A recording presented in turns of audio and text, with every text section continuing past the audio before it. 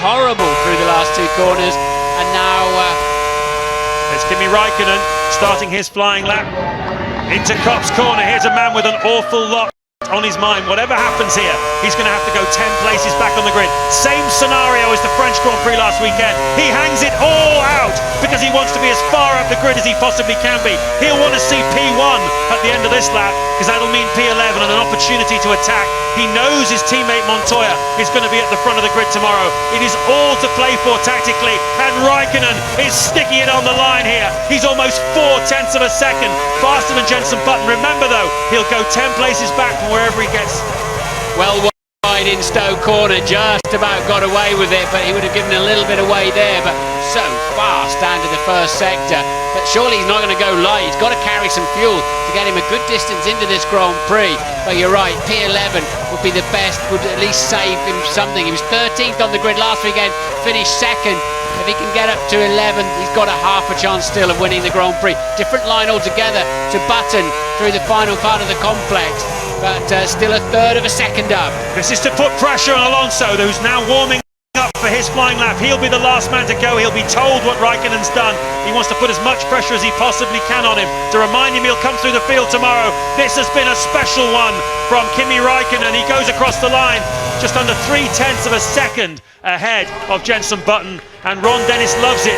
Now last weekend, Martin, remember in France he was right at the front of the grid, and it turned out he went 9 laps longer in the race than the guys he was racing against. So quick was he in qualifying. It really was an amazing effort. I wonder if he's done the same here again today and carrying that extra fuel.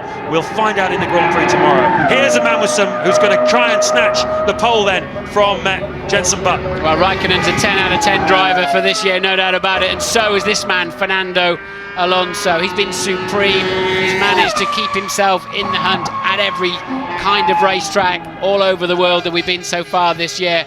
Always with carrying a bundle of understeer, the front sliding around, but somehow he manages to keep good apex speed at the same time.